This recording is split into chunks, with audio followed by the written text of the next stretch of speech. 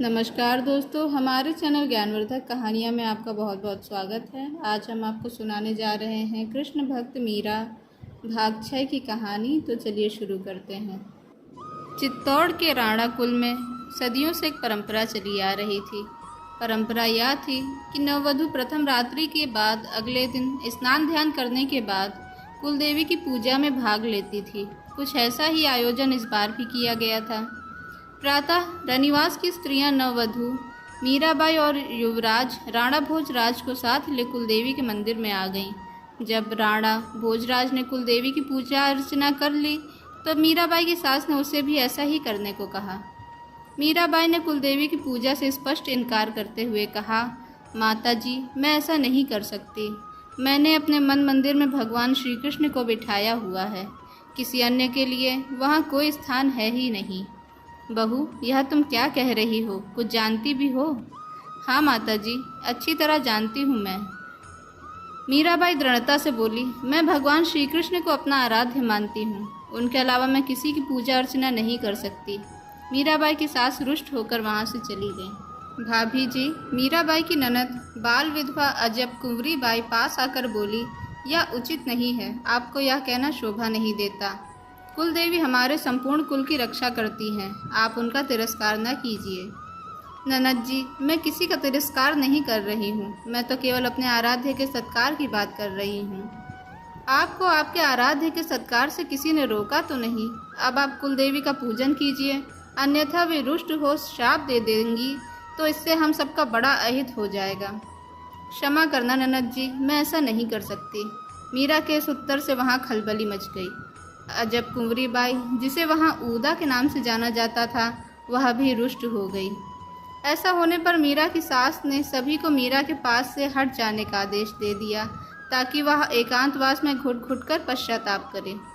यह एकांतवास मीरा के लिए दंड नहीं वरदान सिद्ध हुआ। अब वह अपना अधिक से अधिक समय अपने आराध्य के चरणों में बिताने लगी। इस प्रसंग के पश्चात सभी अपने अपने कक्ष में लौट गए। युवराज राणा भोजराज मीराबाई से आत्मिक प्रेम करता था। यह सत्य था कि उसने अपनी विवाहिता पत्नी मीरा का स्पर्श तक न किया था, किंतु वह उसका सबसे अधिक ख्याल रखता था। उसने मीरा की कठिनाई को भांपते हुए महल के अंदर ही एक कृष्ण मंदिर भी बनवा दिया था और उसमें श्याम बिहारी की मनोहर मूर्ति स्थापित करा दी थी। मीराबाई नित्य प्रातः और सायं श्याम बिहारी के मंदिर में जाकर उनका पूजा अर्चन किया करती थी। यह बात मीरा की सास और ननद ऊदा को फूटी आंख न सुहाती थी। एक दिन ऊदा ने अपने भाई के कान भरे, युवराज भैया, आप जानते भी हैं कि भाभी आजकल क्या षड्यंत्र रच रही हैं। क्या षड्यंत्र रच रही हैं? राणा भोजराज बोले। वे प्रतिदिन शाम को श्याम बिहारी मंदिर में पूजा के बहाने जाती हैं और वहाँ घंटों किसी से बातें करती हैं। क्या क्या तुम सच कह रही हो? ऐसा राणा भोजराज ने पूछा। प्रत्यक्ष प्रमाण की आवश्यकता नहीं होती युवराज भैया, ऊदा अपनी बात पर जोर देती हुई बोली। आज शाम को आप अपनी आंखों से खुद देख लेना। युवराज राणा भोजराज को यद्यपि अपनी बहन ऊदा की बातों पर विश्वास ना हुआ था, फिर भी उसने इस तथ्य की गहराई में जाने का निश्चय किया। इसी कारण वह शाम होने से पहले ही श्याम बिहारी के मंदिर में जाकर छुप गया और मीरा के आने की राह देखने लगा। निश्चित समय पर पूजा का थाल संभाले मीरा श्याम बिहारी के मंदिर में आ गई और पूजन अर्चन में जुट गई। पूजन अर्चन करने के बाद वह भगवान श्री कृष्ण के चरणों में बैठकर धीरे धीरे कहने लगी, हे मेरे कृष्ण कन्हैया, मैं तेरी दासी, तेरे दर्शन की प्यासी। हे माता यशोदा के दुलारे देवकी नंदन, मुझे अपनी शरण में ले लो, अपने चरणों में जगह दे दो।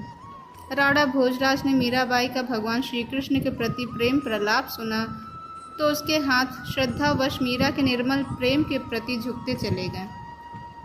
वह समझ गया कि ऊदा को भ्रमवश ऐसा लगा कि श्याम बिहारी मंदिर में मीरा घंटों किसी से बातें करती हैं, जबकि वह भगवान श्री कृष्ण से अरदास लगाती हैं। जब मीरा श्याम बिहारी के मंदिर से लौट गई तब राणा भोजराज चुपचाप वहाँ से निकला और अपने कक्ष में चला गया। इस घटना के कुछ दिनों पश्चात राणा भोजराज को अपने पिता संग्राम सिंह के साथ एक युद्ध में जाना पड़ा। राणा भोजराज अपने पिता महाराज संग्राम सिंह की भांति है एक वीर योद्धा थे। उसने चित्तौड़ को कई बार विजयश्री दिलाई थी। ऐसा कहा जाता है कि योद्धा युद्ध के मैदान में ही वीरगति को प्राप्त होते हैं। सन 1526 में युवराज राणा भोजराज ने एक युद्ध में भाग लिया, किंतु दुर्भाग्य से वह इस युद्ध में मृत्यु को प्राप्त हो गए। भोजराज की मृत्यु का समाचार सुनकर मीराबाई को गहरा दुख हुआ। मीराबाई ने यद्यपि भोजराज को कभी अपना पति हृदय से स्वीकार तो नहीं किया था, लेकिन फिर भी वह उसे अपना सबसे बड़ा हितैषी और शुभचिंतक तो मानती ही थी। इसी कारण उसे भोजराज की मृत्यु का समाचार सुनकर गहरा धक्का लगा था। मीरा ने फिर अपने आप को समझाया कि यह संसार नश्वर है और यहाँ की एक एक वस्तु प्राणी को यहाँ से चले जाना है। कौन करे जंजाल जग में जीवन थोरो, झूठी रे काया झूठी रे माया झूठो सब संसार। इस प्रकार मीरा ने भोजराज की दुखद मृत्यु को प्रभु की इच्छा से जोड़कर अपने मन में शांति धारण की। इस प्रकार से मीराबाई के जीवन के एक अध्याय का अंत हो गया। इसी तरह की और रोचक कहानियाँ सुनने के लिए हमारे चैनल ज्ञानवर्धक कहानियाँ को लाइक और सब्सक्राइब करें। धन्यवाद।